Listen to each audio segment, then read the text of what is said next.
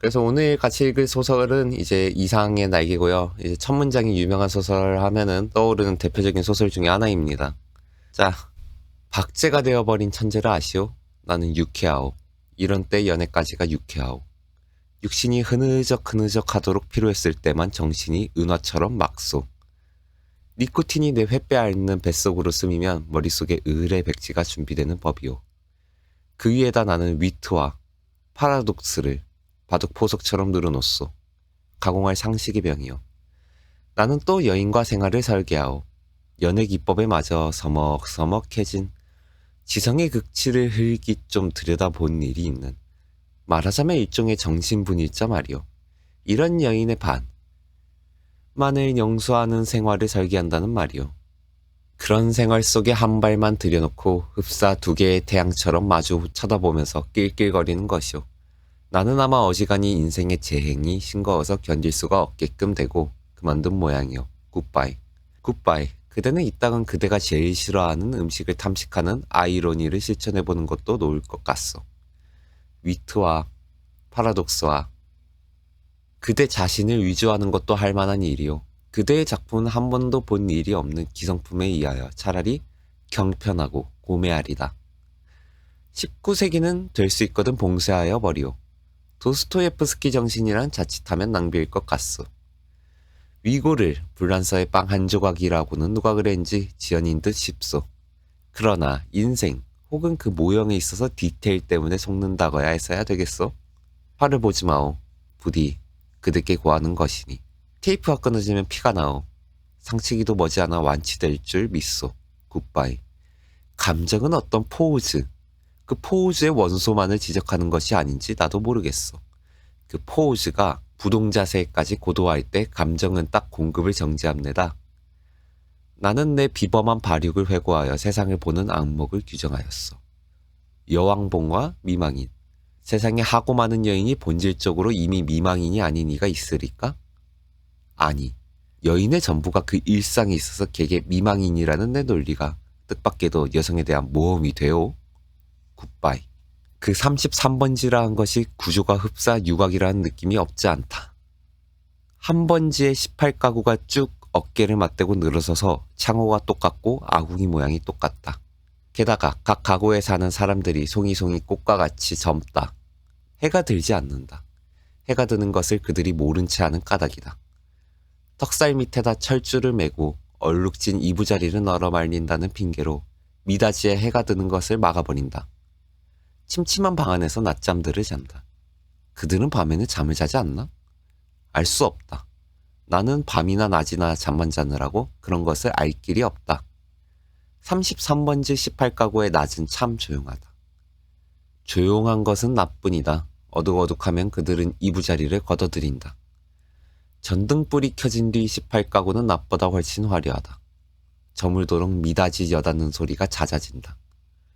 바빠진다. 여러 가지 냄새가 나기 시작한다. 비육 굽는 내, 탕고도 오락내, 뜨물내, 비눗내. 그러나 이런 것들보다도 그들의 문패가 제일로 고개를 끄덕이게 하는 것이다. 이 18가구를 대표하는 대문이란 것이 일각이져서 외따로 떨어지긴 했으나 있다. 그러나 그것은 한 번도 다친 일이 없는 한길이나 마찬가지 대문이 것이다. 온갖 장사치들은 하루 가운데 어느 시간에라도 이 대문을 통하여 드나들 수 있는 것이다. 이네들은 문간에서 두부를 사는 것이 아니라 미닫이를 널고 방에서 두부를 사는 것이다. 이렇게 생긴 33번지 대문에 그들 18가구의 문패를 몰아다 붙이는 것은 의미가 없다. 그들은 어느 사이엔가 각 미닫이 위 백인당이니 길상당이니 써붙인 한곁에다 문패를 붙이는 풍속을 가져버렸다. 내 방 미닫이 위 한곁에 칼표 딱지를 넷에다 낸 것만한 내 아내의 명함이 붙어있는 것도 이 풍속을 좇은 것이 아닐 수 없다. 나는 그러나 그들의 아무와도 놀지 않는다. 놀지 않을 뿐만 아니라 인사도 않는다. 나는 내 아내와 인사하는 외에 누구와도 인사하고 싶지가 않았다. 내 아내 외의 다른 사람과 인사를 하거나 놀거나 하는 것은 내 아내의 낯을 보아 좋지 않은 일인 것만 같이 생각이 되었기 때문이다. 나는 이만큼까지 내 아내를 소중히 생각한 것이다. 내가 이렇게까지 내 아내를 소중히 생각한 까닭은 이 33번지 18가구 속에서 내 아내가 내 아내의 명함처럼 제일 작고 제일 아름다운 것을 안 까닭이다. 18가구에 각기 빌어놓은 송이송이 꽃들 가운데서도 내 아내가 특히 아름다운 한떨기의 꽃으로 이 함석 지붕 및 볕 안 드는 지역에서 어디까지든지 찬란하였다. 따라서 그런 한떨기 꽃을 지키고, 아니 그 꽃에 매달려 사는 나라는 존재가 도무지 형언할 수 없는 거북살스러운 존재가 아닐 수 없었던 것은 물론이다. 나는 어디까지든지 내 방이, 집은 아니다, 집은 없다, 마음에 들었다. 방 안의 기호는 내 체온을 위하여 쾌적하였고 방 안의 침침한 정도가 내 알력을 위하여 쾌적하였다. 나는 내 방 이상의 서늘한 방도 또 따뜻한 방도 희망하지 않았다. 이 이상으로 밝거나 이 이상으로 아늑한 방은 원하지 않았다. 내 방은 나 하나를 위하여 요만한 정도를 꾸준히 지키는 것 같아 늘 내 방에 감사하였고, 나는 또 이런 방을 위하여 이 세상에 태어난 것만 같아서 즐거웠다. 그러나 이것은 행복이라든가 불행이라든가 하는 것을 계산하는 것은 아니었다. 말하자면 나는 내가 행복되다고도 생각할 필요가 없었고 그렇다고 불행하다고도 생각될 필요가 없었다. 그냥 그날을 그저 까닭없이 펀둥펀둥 게으르고만 있으면 만사는 그만이었던 것이다. 내 몸과 마음의 옷처럼 잘 맞는 방 속에서 뒹굴면서 축 처져 있는 것은 행복이니 불행이니 하는 그런 세속적인 계산을 떠난 가장 편리하고 안일한, 말하자면 절대적인 상태인 것이다. 나는 이런 상태가 좋았다. 이 절대적인 내 방은 대문간에서 세어서 똑 7째 칸이다. 럭키 세븐의 뜻이 없지 않다. 나는 이 7이라는 숫자를 훈장처럼 사랑하였다.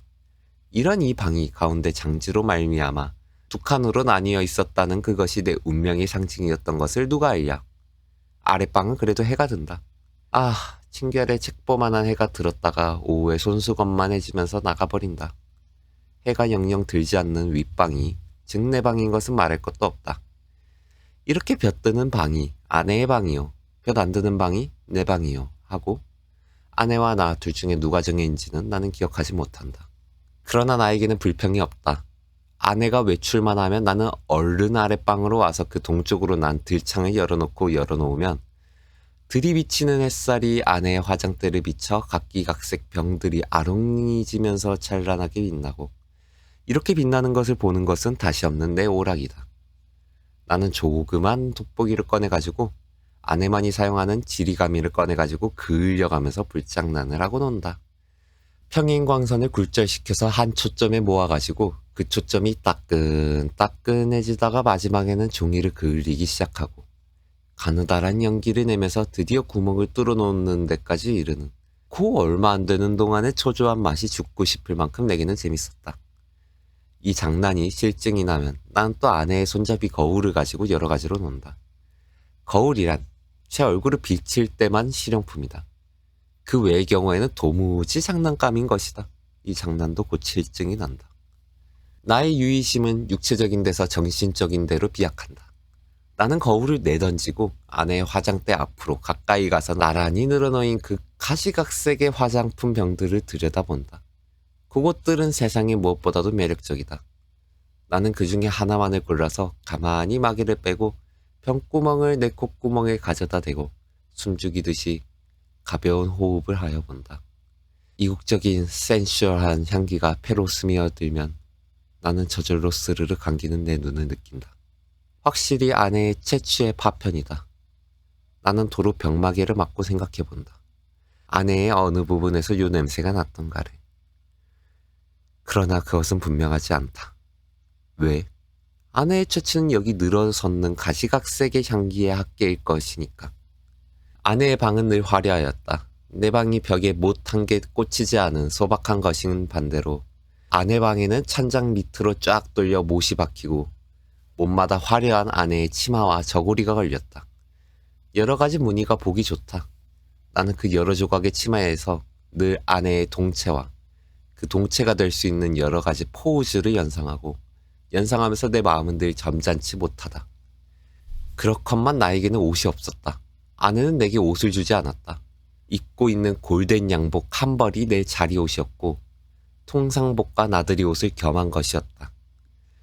그리고 하인에게 스웨터가 한 조각의 사철을 통한 내 내의이다. 그것들은 하나같이 다 빛이 검다. 그것은 내 짐작 같아서는 즉 빨래를 될 수 있는 데까지 하지 않아도 보기 싫지 않게 하기 위한 것이 아닌가 한다. 나는 허리와 두 가랑이 세 군데 다 고무밴드가 끼어있는 부드러운 사루마다를 입고 그리고 아무 소리 없이 잘 놀았다. 어느덧 손수건만해졌던 볕이 나가는데 아내는 외출해서 돌아오지 않는다. 나는 요만한 일에도 좀 피곤하였고 또 아내가 돌아오기 전에 내 방으로 가 있어야 될 것을 생각하고 그만 내 방으로 건너간다. 내 방은 침침하다. 나는 이불을 뒤집어 쓰고 낮잠을 잔다. 한 번도 거둔 일이 없는 내 이부자리는 내 몸뚱이의 일부분처럼 내게는 참 반갑다. 잠은 잘 오는 적도 있다. 그러나 또 전신이 까짓까짓하면서 영 잠이 오지 않는 적도 있다. 그런 때는 아무 제목으로나 제목을 하나 골라서 연구하였다. 나는 내 좀 축축한 이불 속에서 참 여러 가지 발명도 하였고 논문도 많이 썼다. 시도 많이 지었다. 그러나 그것들은 내가 잠이 드는 것과 동시에 내 방에 당겨서 철철 넘치는 그 흐느흐느한 공기에 다 비누처럼 풀어져서 온데간데 없고 한참 자고 깨인 나는 속이 무명 헝겊이나 메밀껍질로 띵띵 찬 한 덩어리 베개와도 같은 한 벌 신경이었을 뿐이고 하였다. 그러기에 나는 빈대가 무엇보다도 싫었다. 그러나 내 방에서는 겨울에도 몇 마리의 빈대가 끊이지 않고 나왔다. 내게 근심이 있었다면 오직 이 빈대를 미워하는 근심일 것이다. 나는 빈대에게 물려서 가려운 자리를 피가 나도록 긁었다. 쓰라리다. 그것은 그윽한 쾌감에 틀림없었다. 나는 홍곤히 잠에 든다. 나는 그러나 그런 이불 속의 사색 생활에서도 적극적인 것을 궁리하는 법이 없다. 내게는 그럴 필요가 대체 없었다. 만일 내가 그런 좀 적극적인 것을 궁리해내었을 경우에는 나는 반드시 내 아내와 의논하여야 할 것이고 그러면 반드시 나는 아내에게 꾸지람을 들을 것이고 나는 꾸지람이 무서웠다느니 보다는 성가셨다. 내가 제법 한 사람의 사회인의 자격으로 일을 해보는 것도 아내에게 사설을 듣는 것도 나는 가장 게으른 동물처럼 게으른 것이 좋았다. 될 수만 있으면 이 무의미한 인간의 탈을 벗어버리고 싶었다. 나에게는 인간 사회가 스스러웠다. 생활이 스스러웠다. 모두가 서먹서먹할 뿐이었다. 아내는 하루에 2번 세수를 한다. 나는 하루 한 번도 세수를 하지 않는다. 나는 밤중 3시나 4시쯤에서 변소에 갔다. 달이 밝은 밤에는 한참씩 마당에 우두커니 섰다가 들어오곤 한다. 그러니까 나는 28가구의 아무와도 얼굴을 마주치는 일이 거의 없다. 그러면서도 나는 18가구의 젊은 여인의 얼굴들을 거반다 기억하고 있었다. 그들은 하나같이 내 아내만 못하였다. 11시쯤에서 하는 아내의 첫 번 세수는 좀 간단하다. 그러나 저녁 7시쯤에서 하는 2번째 세수는 손이 많이 간다. 아내는 낮에보다도 밤에 더 좋고 깨끗한 옷을 입는다. 그리고 낮에도 외출하고 밤에도 외출하였다. 아내에게 직업이 있었던가? 나는 아내의 직업이 무엇인지 알 수 없다. 만일 아내에게 직업이 없었다면 같이 직업이 없는 나처럼 외출할 필요가 생기지 않을 것인데 아내는 외출한다. 외출할 뿐만 아니라 내객이 많다. 아내에게 내객이 많은 날은 나는 온종일 내 방에서 이불을 쓰고 누워 있어야만 한다. 불장난도 못한다. 화장품 냄새도 못 맡는다. 그런 날은 나는 의식적으로 우울해하였다. 그러면 아내는 나에게 돈을 준다. 50전짜리 은어다. 나는 그것이 좋았다. 그러나 그것을 무엇에 써야 옳을지 몰라서 늘 머리맡에 던져 두고 한 것이 어느 곁에 모여서 꽤 많아졌다. 어느 날 이것을 본 아내는 금고처럼 생긴 벙어리를 사다 준다. 나는 한 푼씩 그 속에 넣고 열쇠는 아내가 가져갔다. 그 후에도 나는 더러운 은어를 그 벙어리에 넣은 것을 기억한다. 그리고 나는 게을렀다. 얼마 후 아내의 머리 쪽에 보지 못하던 눈깔잠이 하나 여드름처럼 돋았던 것은 그 금고형 벙어리의 무게가 가벼워졌다는 증거일까. 그러나 나는 드디어 머리맡에 놓았던 그 벙어리에 손을 대지 않고 말았다. 내 게으름은 그런 것에 내 주의를 환기시키기도 싫었다. 아내에게 내객이 있는 날은 이불 속으로 앞만 깊이 들어가도 비 오는 날만큼 잠이 잘 오지 않았다. 나는 그런 때 나에게 왜 늘 돈이 있나, 왜 돈이 많은가를 연구했다. 내객들은 장지 저쪽에 내가 있는 것을 모르나 보다. 내 아내와 나도 좀 하기 어려운 노응을 아주 서슴지 않고 쉽게 해던지고 있는 것이다. 그러나 내 아내를 찾은 서너 사람의 내객은 늘 비교적 점잖았다고 볼 수 있는 것이 자정이 좀 지나면 을에 돌아들 같다.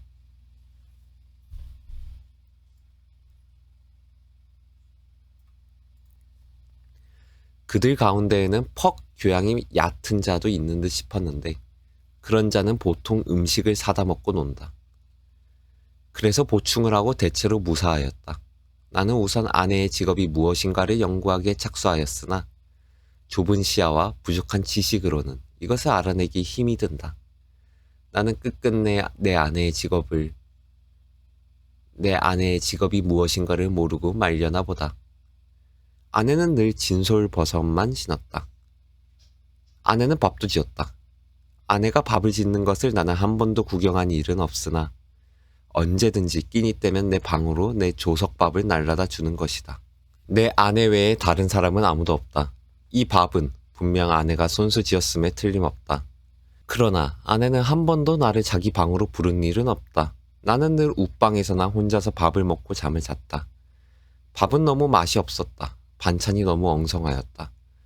나는 닭이나 강아지처럼 말없이 주는 모이를 넙적넙적 받아먹긴 했으나 내심 야속하게 생각한 적도 덜어 없지 않다. 나는 안색이 여지없이 창백해가면서 말라 들어갔다. 나날이 눈에 보이는 듯이 기운이 줄어들었다. 영양 부족으로 하여 몸뚱이 곳곳의 뼈가 불쑥불쑥 내어밀었다. 하룻밤 사이에도 수십 차를 돌쳐 눕지 않고서는 여기저기가 베겨서 나는 베겨낼 수가 없었다. 그렇기 때문에 나는 내 이불 속에서 아내가 늘 흔히 쓸 수 있는 저 돈의 출처를 탐색해내는 일, 변장지 틈으로 새어나오는 아랫방의 음성은 무엇일까를 간단히 연구하였다. 나는 잠이 잘 안 왔다. 깨달았다. 아내가 쓰는 그 돈은 내게는 다만 실없는 사람들로밖에 보이지 않는 까닭모를 내객들이 놓고 가는 것이 틀림없으리라는 것을 깨달았다. 그러나 왜 그들 내객은 돈을 놓고 가나? 왜 내 아내는 그 돈을 받아야 되나? 하는 예의관념이 내게는 도무지 알 수 없는 것이었다. 그것은 그저 예의에 지나지 않는 것일까? 그렇지 않으면 혹 무슨 대가일까? 보수일까? 내 아내가 그들의 눈에는 동정을 받아야만 할 한 가엾은 인물로 보였던 것일까? 이런 것들을 생각하노라면 을의 내 머리는 그냥 혼란하여 버리고 하였다. 잠들기 전에 획득했다는 결론이 오직 불쾌하다는 것뿐이었으면서도 나는 그런 것을 아내에게 물어보거나 한 일이 참 한 번도 없다. 그것은 대체 귀찮기도 하려니와 한참 자고 일어나는 나는 사뭇 딴 사람처럼 이것도 저것도 다 깨끗이 잊어버리고 그만두는 까닭이다. 내객들이 돌아가고 혹 외출해서 돌아오고 하면 아내는 간편한 것으로 옷을 바꾸어 입고 내 방으로 나를 찾아온다. 그리고 이불을 들치고 내 귀에는 영 생동생동한 몇 마디 말로 나를 위로하려 든다. 나는 조소도, 고소도, 홍소도 아닌 웃음을 얼굴에 띠고 아내의 아름다운 얼굴을 쳐다본다. 아내는 방글에 웃는다. 그러나 그 얼굴에 떠도는 일말의 애수를 나는 놓치지 않는다. 아내는 능히 내가 배고파하는 것을 눈치챌 것이다. 그러나 아랫방에서 먹고 남은 음식을 나에게 주려 들지는 않는다. 그것은 어디까지든지 나를 존경하는 마음일 것임에 틀림없다. 나는 배가 고프면서도 마음이 든든한 것을 좋아했다. 아내가 무엇이라고 짓거리고 갔는지 귀에 남아 있을 리가 없다. 다만 내 머리맡에 아내가 놓고 간 은화가 전등불에 흐릿하게 빛나고 있을 뿐이다. 그 금고형 벙어리 속에 은화가 얼마큼이나 모였을까? 나는 그러나 그것을 쳐들어보지 않았다. 그저 아무런 의욕도 기원도 없이 그 단축구멍처럼 생긴 틈바구니로 은화를 떨어뜨려 둘 뿐이었다. 왜 아내의 내객들이 아내에게는 돈을 놓고 가나 하는 것이 풀 수 없는 의문인 것과 같이 왜 아내는 나에게 돈을 놓고 가나 하는 것도 역시 나에게는 똑같이 풀 수 없는 의문이었다. 비록 아내가 내게 돈을 놓고 가는 것이 싫지 않았다 하더라도 그것은 다만 그것이 내 손가락에 닿는 순간에서부터 그 벙어리 주둥이에서 자취를 감추기까지의 하잘것없는 짧은 촉각이 좋았을 뿐이지 그 이상 아무 기쁨도 없다. 어느 날 나는 그 벙어리를 변소에 갖다 넣어버렸다.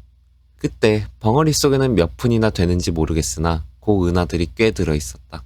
나는 내가 지구 위에 살며 내가 이렇게 살고 있는 지구가 질풍실외의 속력으로 광대무변의 공간을 달리고 있다는 것을 생각했을 때 참 허망하였다. 나는 이렇게 부지런한 지구 위에서는 현기증도 날 것 같고 한시바삐 내려버리고 싶었다. 이불 속에서 이런 생각을 하고 난 뒤에는 나는 그 은화를 그 벙어리에 넣고 하는 것조차 귀찮아졌다. 나는 아내가 순수 벙어리를 사용하였으면 하고 생각하였다. 벙어리도 돈도 사실은 아내에게만 필요한 것이지 내게는 애초부터 의미가 전혀 없는 것이었으니까 될 수만 있으면 그 벙어리를 아내는 아내 방으로 가져갔으면 하고 기다렸다. 그러나 아내는 가져가지 않는다. 나는 내가 아내 방으로 가져다 둘까 하고 생각하여 보았으나 그 즈음에는 아내의 내객이 워낙 많아서 내가 아내의 방에 가볼 기회가 도무지 없었다. 그래서 나는 하는 수 없이 변소에 갖다 집어 넣어버리고 만 것이다. 나는 서글픈 마음으로 아내의 꾸지람을 기다렸다. 그러나 아내는 끝내 아무 말도 하지 않았다. 않았을 뿐 아니라 여전히 돈은 돈대로 머리맡에 놓고 가지를 않나. 내 머리맡에는 어느덧 은화가 꽤 많이 모였다. 내객이 아내에게 돈을 놓고 가는 것이나 아내가 내게 돈을 놓고 가는 것이나 일종의 쾌감. 그 외에 다른 아무런 이유도 없는 것이 아닐까 하는 것을 나는 또 이불 속에서 연구하기 시작하였다. 쾌감이라면 어떤 종류의 쾌감일까를 계속하여 연구하였다. 그러나 그것은 이불 속의 연구로는 알 길이 없었다. 쾌감. 하고 나는 뜻밖에도 이 문제에 대해서만 흥미를 느꼈다. 아내는 물론 나를 늘 감금하여 두다시피 하여 왔다. 내게 불평이 있을 리 없다. 그런 중에도 나는 그 쾌감이라는 것의 유무를 체험하고 싶었다. 나는 아내의 밤 외출 틈을 타서 밖으로 나왔다. 나는 거리에서 잊어버리지 않고 가지고 나온 은화를 지폐로 바꾼다. 5원이나 된다. 그것을 주머니에 넣고 나는 목적지를 잃어버리기 위하여 얼마든지 거리를 쏘다녔다. 오래간만에 보는 거리는 거의 경이에 가까울 만큼 내 신경을 흥분시키지 않고는 마지 않았다.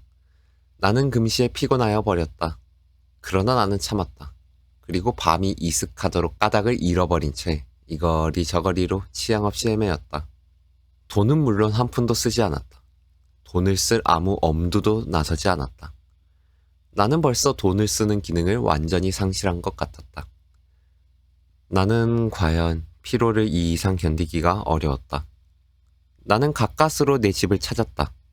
내 방을 가려면 아내 방을 통과하지 않으면 안 될 것을 알고 아내에게 내객이 있나 없나를 걱정하면서 미닫이 앞에서 좀 거북살스럽게 기침을 한 번 했더니 이것은 참 또 너무도 암상스럽게 미닫이가 열리면서 아내의 얼굴과 그 등 뒤에 낯설은 남자의 얼굴이 이쪽을 내다보는 것이다. 나는 벼랑간 내어 쏟아지는 불빛에 눈이 부셔서 좀 머뭇머뭇했다. 나는 아내의 눈초리를 못 본 것은 아니다. 그러나 나는 모른 채 하는 수밖에 없었다. 왜? 나는 어쨌든 아내의 방을 통과하지 아니하면 안 되니까. 나는 이불을 뒤집어 썼다. 무엇보다도 다리가 아파서 견딜 수가 없었다. 이불 속에서는 가슴이 울렁거리면서 앞만 해도 까무러칠 것만 같았다. 걸을 때는 몰랐더니 숨이 차다. 등에 식은땀이 쭉 내배인다. 나는 외출한 것을 후회하였다. 이런 피로를 잊고 어서 잠이 들었으면 좋았다. 한참 잘 자고 싶었다. 얼마 동안이나 비스듬히 엎드려 있었더니 차츰차츰 뚝딱거리는 가슴 동기가 가라앉는다. 그만해도 우선 살 것 같았다. 나는 몸을 들쳐반듯이 천장을 향하여 눕고 쭉 다리를 뻗었다. 그러나 나는 또 다시 가슴의 동기를 피할 수 없게 되었다. 아랫방에서 아내와 그 남자의 내 귀에도 들리지 않을 만큼 낮은 목소리로 소곤거리는 기척이 장지 틈으로 전하여 왔던 것이다. 청각을 더 예민하게 하기 위하여 나는 눈을 떴다. 그리고 숨을 죽였다. 그러나 그때는 벌써 아내와 남자는 앉았던 자리를 툭툭 털고 일어섰고, 일어서면서 옷과 모자를 쓰는 기척이 나는 듯 하더니 이어 미닫이가 열리고 구두 뒤축 소리가 나고, 그리고 뜰에 내려서는 소리가 쿵 하고 나면서 뒤를 따르는 아내의 고무신 소리가 두어 발짝 찍찍 나고, 사뿐사뿐 나나 하는 사이에 두 사람의 발소리가 대문 쪽으로 사라졌다. 나는 아내의 이런 태도를 본 일이 없다. 아내는 어떤 사람과도 결코 소곤거리는 법이 없다. 나는 웃방에서 이불을 쓰고 누웠는 동안에도 혹 술이 취해서 혀가 잘 돌아가지 않는 내객들의 담화는 더 놓치는 수가 있어도, 아내의 높고 낮지도 않은 말소리는 일적이 한마디도 놓쳐본 일이 없다. 더러 내 귀에 거슬리는 소리가 있어도 나는 그것이 태연한 목소리로 내 귀에 들렸다는 이유로 충분히 안심이 되었다. 그렇던 아내의 이런 태도는 필시 그 속에 여간하지 않은 사정이 있는 듯이 생각이 되고, 내 마음은 좀 서운했으나 그보다도 나는 좀 너무 피로해서 오늘만은 이불 속에서 아무것도 연구하지 않기로 굳게 결심하고 잠을 기다렸다. 낮잠은 좀처럼 오지 않았다. 대문간에 나간 아내도 좀처럼 들어오지 않았다. 그런 동안에 흐지부지 나는 잠이 들어버렸다. 꿈이 얼숭덜숭 종을 잡을 수 없는 거리의 풍경을 여전히 헤매었다. 나는 몹시 흔들렸다. 내객을 보내고 들어온 아내가 잠든 나를 흔드는 것이다. 나는 눈을 번쩍 뜨고 아내의 얼굴을 쳐다보았다. 아내의 얼굴에는 웃음이 없다. 나는 좀 눈을 비비고 아내의 얼굴을 자세히 보았다. 노기가 눈초리에 떠서 얇은 입술이 바르르 떨린다. 좀처럼 이 노기가 풀리기는 어려울 것 같았다. 나는 그대로 눈을 감아버렸다. 벼락이 내리기를 기다린 것이다. 그러나 새근하는 숨소리가 나면서 부스스 아내의 치맛자락 소리가 나고, 장지가 여닫히며 아내는 아내 방으로 들어갔다. 나는 다시 몸을 들쳐 이불을 뒤집어 쓰고는 개구리처럼 엎드려서 배가 고픈 가운데에도 오늘 밤의 외출을 또 한 번 후회하였다. 나는 이불 속에서 아내에게 사죄하였다. 그것은 네 오해라고. 나는 사실 밤이 퍼그나 이슥한 줄로만 알았던 것이다. 그것이 네 말 맞다나 자정 전인지는 정말이지 꿈에도 몰랐다. 나는 너무 피곤하였다. 오래간만에 나는 너무 많이 걸은 것이 잘못이다. 내 잘못이라면 잘못은 그것밖에 없다. 외출은 왜 하였더냐고? 나는 그 머리맡에 저절로 모인 5원 돈을 아무에게라도 좋으니 주어보고 싶었던 것이다. 그뿐이다. 그러나 그것도 내 잘못이라면 나는 그렇게 알겠다. 나는 후회하고 있지 않나? 내가 그 5원 돈을 써버릴 수가 있었던들 나는 자정 안에 집에 돌아올 수 없었을 것이다. 그러나 거리는 너무 복잡하였고 사람들은 너무도 들끓었다. 나는 어느 사람을 붙들고 그 5원 돈을 내어주어야 할지 갈피를 잡을 수 없었다. 그러는 동안에 나는 여지없이 피곤해버리고 말았던 것이다. 나는 무엇보다도 좀 쉬고 싶었다. 눕고 싶었다. 그래서 나는 하는 수 없이 집으로 돌아온 것이다. 내 짐작 같아서는 밤이 어지간히 늦은 줄로만 알았는데 그것이 불행히도 자정 전이었다는 것은 참 안 된 일이다. 미안한 일이다. 나는 얼마든지 사죄하여도 좋다. 그러나 종시 아내의 오해를 풀지 못하였다. 하면 내가 이렇게까지 사죄하는 보람은 그럼 어디 있나? 한심하였다. 1시간 동안을 나는 이렇게 초조하게 굴지 않으면 안 되었다. 나는 이불을 획 젖혀버리고 일어나서 장지를 열고 아내 방으로 비칠비칠 달려갔던 것이다. 내게는 거의 의식이라는 것이 없었다. 나는 아내 이불 위에 엎드려지면서 바지 포켓 속에서 그 돈 5원을 꺼내 아내의 손에 쥐어준 것을 간신히 기억할 뿐이다. 이튿날 잠이 깨었을 때 나는 내 아내 방 안에 이불 속에 있었다. 이것이 이 33번지에서 살기 시작한 이래 내가 아내 방에서 잔 맨 처음이었다. 해가 들창에 훨씬 높았는데 아내는 이미 외출하고 벌써 내 곁에 있지는 않다. 아니, 아내는 어쩌녁 내가 의식을 잃은 동안에 외출한 것인지도 모른다. 그러나 나는 그런 것을 조사하고 싶지가 않았다. 다만 전신이 찌부드득한 것이 손가락 하나 꼼짝할 힘조차 없었다. 책보보다 좀 작은 면적의 볕이 눈이 부시다. 그 속에서 수없이 먼지가 흡사 미생물처럼 난무한다. 코가 콱 막히는 것 같다. 나는 다시 눈을 감고 이불을 푹 뒤집어 쓰고 낮잠을 자기에 착수하였다. 그러나 코를 스치는 아내의 채취는 꽤 도발적이었다. 나는 몸을 여러 번 비비꼬면서 아내의 화장대에 늘어선 고 가지각색 화장품 병들의 마개를 뽑았을 때 풍기는 냄새를 더듬느라고 좀 잠은 들지 않는 것을 나는 얻지 않을 수도 없었다. 견디다 못하여 나는 그만 이불을 걷어차고 벌떡 일어나서 내 방으로 갔다. 내 방에는 다시거 빠진 내 끼니가 가지런히 놓여 있는 것이다. 내 방에는 다시거 빠진 끼니가 가지런히 놓여 있는 것이다. 아내는 모이를 여기다 두고 나간 것이다. 나는 우선 배가 고팠다. 한 숟갈을 입에 떠넣었을 때 그 촉감은 참 너무도 냉해와 같이 서늘하였다. 나는 숟갈을 놓고 내 이불 속으로 들어갔다. 하룻밤을 비웠던 내 이부자리는 여전히 반갑게 나를 맞아준다. 나는 내 이불을 뒤집어 쓰고 이번에는 참 늘어지게 한잠 잤다. 잘. 내가 잠을 깬 것은 전등이 켜진 뒤다. 그러나 아내는 아직도 돌아오지 않았나 보다. 아니, 돌아왔다. 또 나갔는지 알 수 없다. 그러나 그런 것을 상고하여 무엇하나 정신이 한결 난다. 나는 밤일을 생각해 보았다. 그 돈 5원을 아내 손에 쥐어주고 넘어졌을 때 느낄 수 있었던 쾌감을 나는 무엇이라고 설명할 수가 없었다. 그러나 내객들이 내 아내에게 돈을 놓고 가는 심리며 내 아내가 내게 돈을 놓고 가는 심리의 비밀을 나는 알아챈 것 같아서 여간 즐거운 것이 아니었다. 나는 속으로 빙그레 웃어보았다. 이런 것을 모르고 오늘까지 지내온 내 자신이 어떻게 우스꽝스럽게 보이는지 몰랐다. 따라서 나는 또 오늘 밤에도 외출하고 싶었다. 그러나 돈이 없다. 나는 또 어쩌녁에 그 돈 5원을 한꺼번에 아내에게 주어버린 것을 후회하였다. 또 그 벙어리를 변소에 갖다 쳐넣어버린 것도 후회하였다.